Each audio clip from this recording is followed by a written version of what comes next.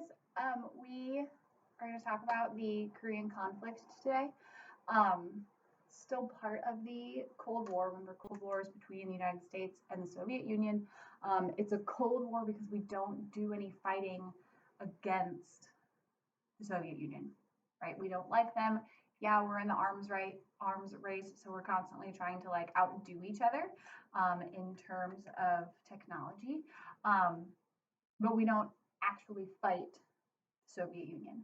Um, we do, however, fight the idea of communism, which is weird. Remember, the whole point of the Cold War is the idea of containment, meaning we keep communism where it is. We don't let it spread anywhere. Remember, we put the lid on it, we put it in the fridge, and we're like, it's fine, it can stay there. We don't want to get rid of it. We just don't want it to go anywhere else. Okay, so that's what happens in Korea. Like 95% of the population calls it the Korean War, which is probably what you've heard of it as. I don't call it the Korean War because it's not a war. For it to be a war, Congress has to declare war on a country, but we're not fighting a country. We're fighting an idea. So we don't declare war, we just send troops. So it's a conflict, not a war, which we'll see a little more why in just a second. So the Korean conflict happens in the 1950s. So World War II has ended, right? 1945, 1946. We have like 4 or 5 years of this awkward post-war, like who's in charge? What are we going to do? Who are we going to punish? Cold War has already started. And now we shift our attention to like making sure that communism doesn't spread. Okay, so here's a map, not an artist. Here's a rudimentary map. Soviet Union is up here. Okay, China is right here, and then spreads out this way. And then this is Korea. It's a little peninsula that sticks down. If you want to know like big picture, okay, here's China. This pink one. Russia is the big orange one. Japan is over here. This little guy is Korea. Okay, it just sticks out right there.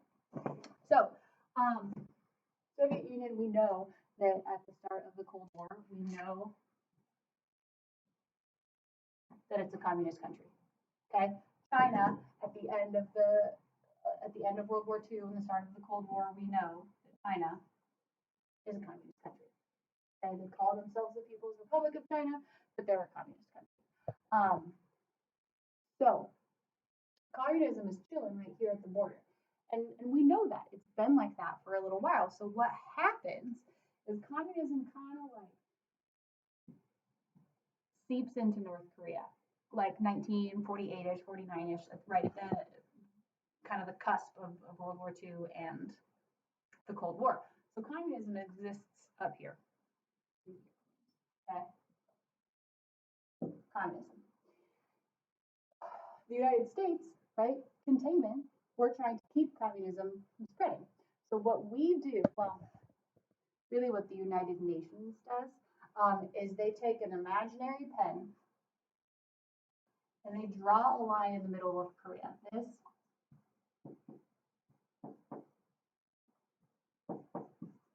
This is the 38th parallel. Remember, there's all those imaginary lines on the globe.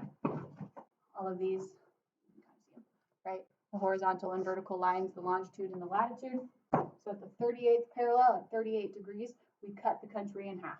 And we said, great, communism can exist up here because it was already there at the end of World War II. So it's fine. However, it's not down here. So we draw in this line as a way to contain communism north of the 38th parallel.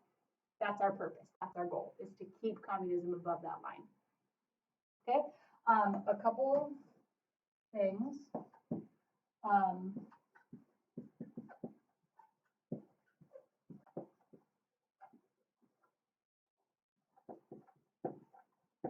It's a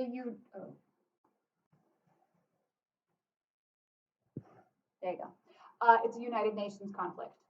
Okay, it is not an American war. We did not declare war. This is not a war between the United States and Korea. This is a war. This is a conflict between the United Nations and communism. Okay, and the spread of communism. So it's the United Nations versus the spread of communism.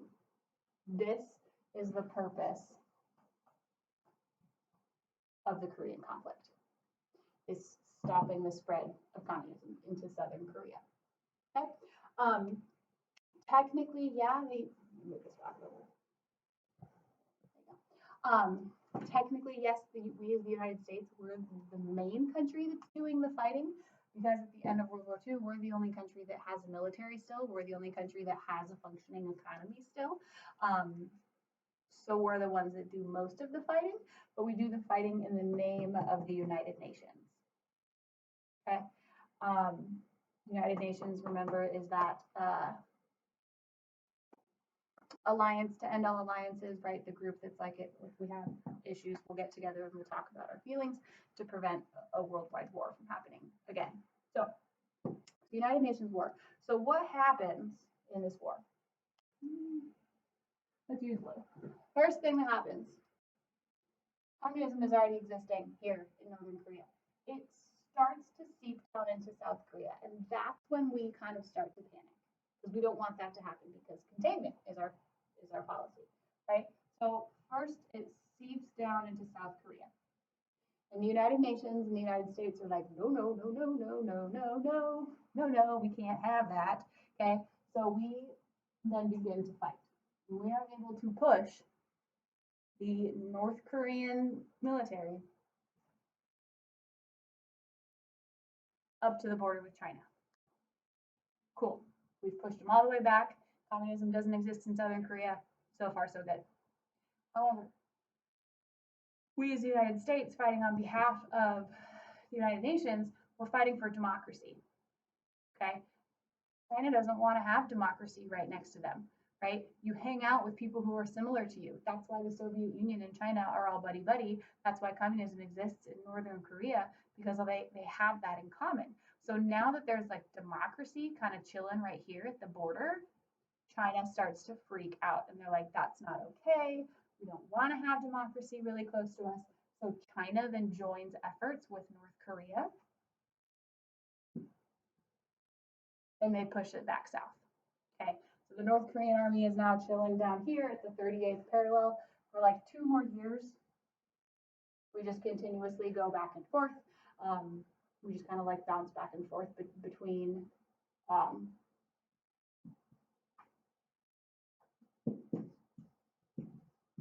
we bounce back and forth over the 38th parallel. At the end of the war, like a 4 or 5 year war, at the end of the war, we end up right back here. Okay, 3 years, like 3 million people, something like that, die. A lot of people die. A lot of money is spent. And at the end of the day, nothing changed. Communism still exists up here. Democracy still down here. Cool, right? That's it. That's what happens.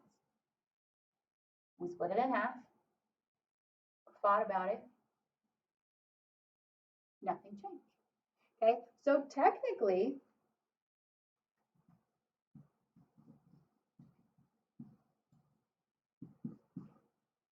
it's a successful conflict, because the purpose of the conflict was to stop the spread of communism. This is so messy, I'm so sorry. We stopped the spread of communism, right? It was here.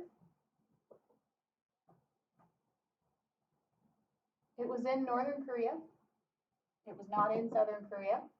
We fought a war. Yeah, we went back and forth a couple times, but at the end of the day, when the war is over, we ended up still north of the 38th parallel. That's where communism exists.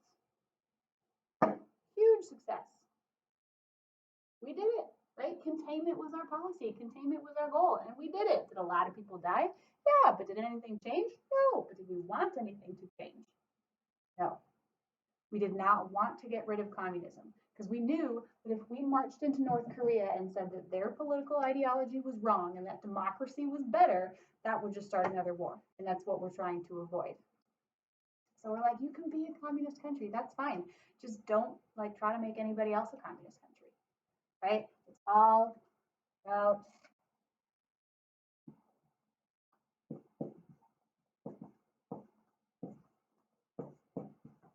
containment. Containment, containment, containment. Keep communism where it is. We did, right? Check that box. Yay, United Nations. We succeeded. Um, it's often called the Forgotten War because nothing happened. Nothing changed, right? We didn't take territory from anybody. We didn't like change anybody's political government. We just, nothing happened. It's the same. So the Forgotten War, partially because nothing happened, also because if you ask like a large handful of the population, hey, find Korea on a map, now maybe like it'd be a little bit better. But in like 1952, if you said, hey, find Korea, they'd be like, what's Korea? And they didn't know. So we're fighting this idea of communism, and people can't quite get like what that means. So then we just didn't think about it. So it's the forgotten war, it's the forgotten conflict. But remember, it's not a war because we didn't declare war. Last time Congress declared war was World War II. So Vietnam, which we'll talk about a little later, also not a war. It was also a conflict. We didn't declare war. You can't declare war on an idea. We're not fighting Korea. We're fighting communism. Okay, we're fighting the spread of communism. Still a Cold War because we're not fighting the Soviet Union. We're fighting the spread of communism. Okay. Your questions about that? Let me know. We'll talk about Vietnam next time. It's a little bit more popular of a war. Not popular, but people know it a little bit more, so we'll talk about that one